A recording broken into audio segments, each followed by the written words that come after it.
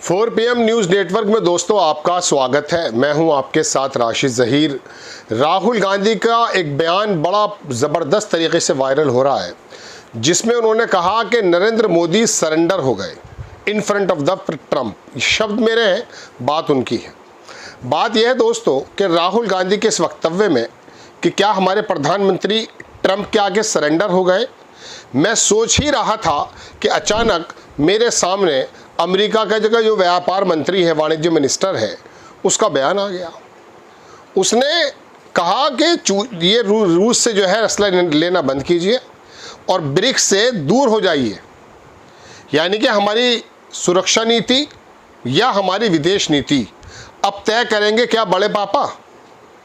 मैं as a भारतीय इस बात को बिल्कुल एक्सेप्ट करने को तैयार नहीं हूं कि मेरे देश की सुरक्षा या विदेश नीति कोई भी ट्रंप साहब तय करेंगे। नहीं, 140 करोड़ लोगों का देश है और हमारे यहाँ सलाहियतों की कोई कमी नहीं है। कितना बड़ा मार्केट है, इस बात का अंदाज़ा तो इस बात से लिया जा सकता है कि टेस्ला का मालिक भी यहाँ, भले वो वापस जा रहा है लेकिन गाड़ियाँ बेचना ज़रूर चाहता।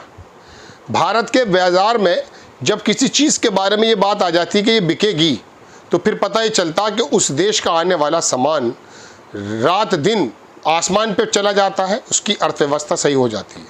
ये बात अलग है कि हम एप्पल की मजदूरी करने के बावजूद भी 17 बिलियन की 16.5 बिलियन की लागत लगती है, आधा बिलियन हमारे हाथ आता है।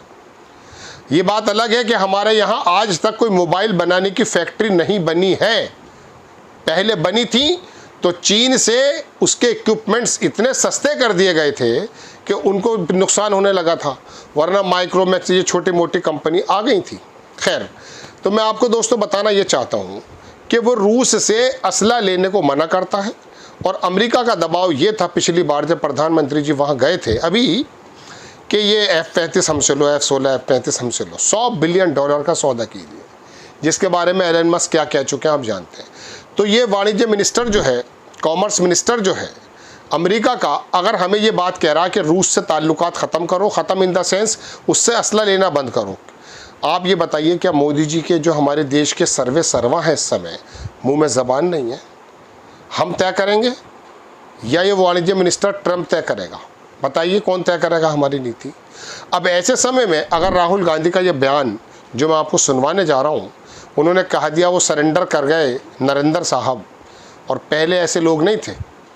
पहले अपने हितों के, और आज भी, पहले से क्या मतलब है, आज भी अपने देश के हितों के लिए ज़ेलेंस्की से आप प्रेरणा लीजिए ना।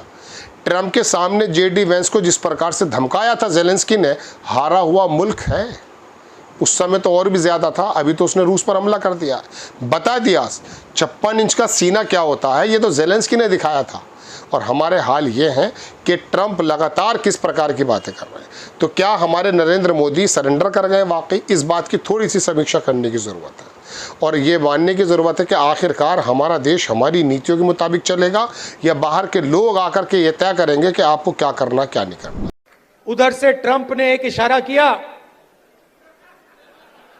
फोन उठाया, कहा मोदी जी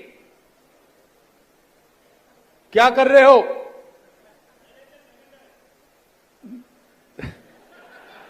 नरेंद्र सरेंडर। और जी हजूर करके नरेंद्र मोदी जी ने ट्रंप के इशारे का पालन किया। ब्रिक्स, पिछले दिनों ब्रिक्स की जब करेंसी, ब्रिक्स क्या है? एक ऐसा समूह जो चीन और तमाम इन लोगों को इकट्ठा करके बनाया गया, भारत भी उसमें था या है। ये बात अलग है कि इंटरेस्ट लेना कम कर दिया। जब करेंसी मुतबादिल यानी कि एक अल्टरनेट करेंसी बताई गई, भाई आप नेपाल हो और मैं भारत हूँ, बिल्कुल बराबर में है ना।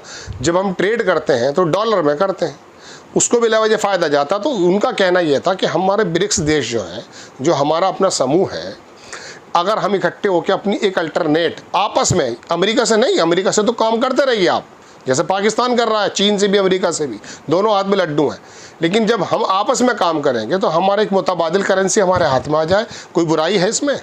कई बार ऐसा हुआ है, चीन रशिया का रूबल लेता है और रशिया चीन का युआन ले लेता है, एक दूसरे का काम कर देते हैं। लेकिन नहीं, हम उस नोट में जो वो करेंसी आई थी उसमें भी हमें पूरा स्थान दिया गया। चीन, रशिया और इंडिया, इन तीनों को मद्देनज़र ये माना जा रहा था कि शायद अब पूरी दुनिया का ध्रुव, पूरी दुनिया का जो पहिया है वो घूमने वाला। अब वेस्ट, यूरोप हमें नहीं चलाएगा, एशिया चलाएगा वेस्ट को, या हम साथ चलेंगे। चीन की नीति भी है विन विन, तुम हारे मैं जीता नहीं, विन विन। उनका डायलॉग ये होता है, तुम भी जीतो हम भी जीतते हैं। और इसी वजह से वो 20-25 साल पहले जो प्रोग्राम था, जो मैंने कल आपको बताया था, IRC कह दीजिए, RIC कह दीजिए, रशिया, इंडिया, चाइना, जो गुजरात के इस बुद्रा पोर्ट से निकल करके तमाम यूरोप के गेट तक पहुंच रहा था, उसको तो कहीं पीछे डाल दिया। ब्रिक्स को पीछे डाल दिया। पिछली बार तो शायद गए भी नहीं हैं। जोहान्सबर्ग में या शायद ब्राज़ील में 2 साल से हो रही है, वहाँ पर जितना मुखर हम थे कज़ान में, रशिया का जो शहर है कज़ान, वहाँ मोदी जी का क्या गुणगान चल रहा था ब्रिक्स में, अमेरिका हिल गया था।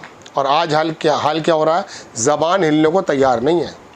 कल भी परसों भी उसने कहा 10वीं 11वीं दफ़े कि मैंने कराया है सीज़ फायर। चलिए तूने करा दिया सीज़ फायर, बात यह है कि अगर सरेंडर भी तेरे सामने कर दिया गया है तो तू हमारे पक्ष में क्यों नहीं आता भाई?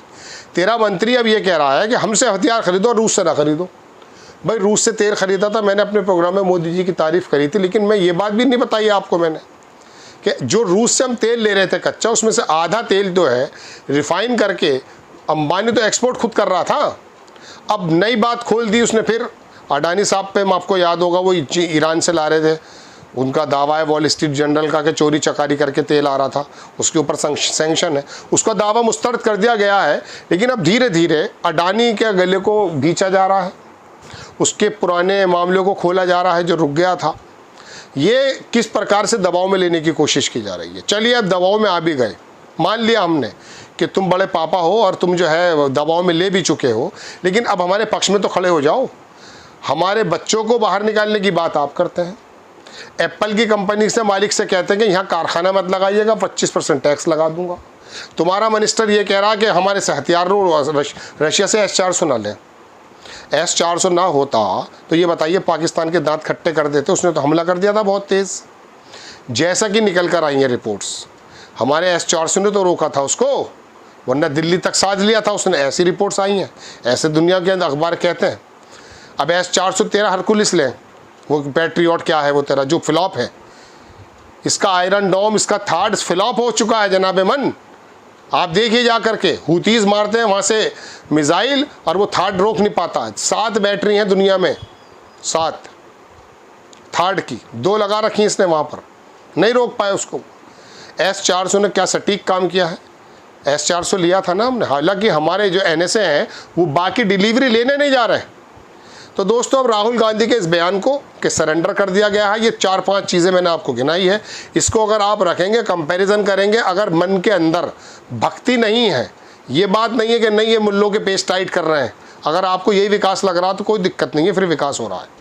लेकिन अगर आपको लग ये रहा है कि नहीं ये विकास नहीं हो रहा है, तो फिर अंतरात्मा जगा लो। जैसे बिहार के एक भारतीय जनता पार्टी के नेता की जाग गई, प्रवक्ता की, उसने इस्तीफा दे मारा मुँह पर। कहने का मतलब ये है कि पहले हम भारतीय हैं ना भाई, अरे भक्त या विपक्ष का आदमी तो बाद में है, पहले तो हम भारतीय हैं। अब भारतीय होने के नाते अगर सोचोगे तो पता चलेगा कि वाकई ये मामला कुछ और चल रहा है। हमारे कपड़े कौन पहनेंगे, क्या पहनेंगे, क्या खाएंगे, आप तो भी देशवासियों से तय करा रहे थे, अब ये तय कर रहा है बाहर बैठ करके वो बंदा। तो ये सोचने की तो ज़रूरत है साहब। ये मुझे स्क्रीनशॉट लगा देंगे हमारे एडिटर, जो मैंने बोला है सारी बात ठीक है। किसी को किसी बात से कोई आपत्ति होती कमेंट्स बॉक्स में मांग लीजिए, मैं उसका सोर्स दे दूंगा। आपको खबर अगर अच्छी लगती है बराए करम चैनल को सब्सक्राइब करें, शेयर करें, आगे बढ़ाएं। चूँकि देखिए ये सही जानकारी मिलेगी तब जाके आँखें खुल पाएंगी और पता चलेगा कि वाकई जो ये प्रधान सेवक हैं इनकी नीतियों में कहीं कोई चूक है। हाजिर होता हूँ, जय हिंद।